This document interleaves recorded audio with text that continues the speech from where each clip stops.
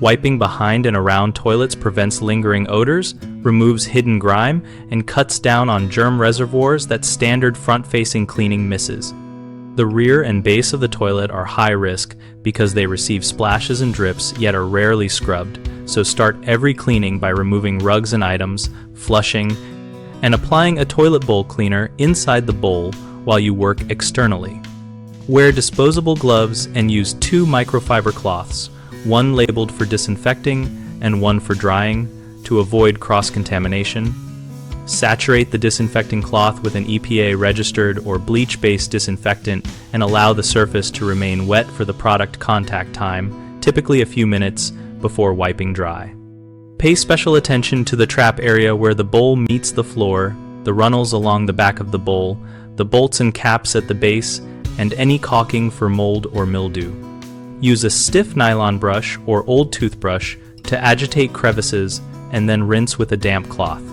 For persistent mineral deposits or soap scum, use a diluted acid cleaner such as white vinegar or a commercially labeled lime remover, applied briefly and rinsed completely, taking care on colored or sealed flooring.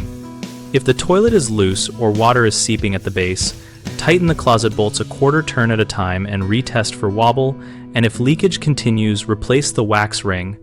Addressing mechanical issues prevents recurrent contamination. Finish by drying surfaces and replacing rugs only when everything is fully dry to prevent mold growth and to keep the area smelling fresh.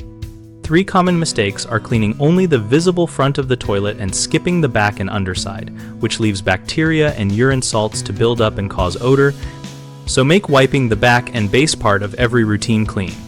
A second mistake is using a single cloth for all bathroom surfaces, which spreads microbes and reduces disinfectant effectiveness, so keep separate cloths for toilet, sink, and other surfaces and launder them frequently in hot water.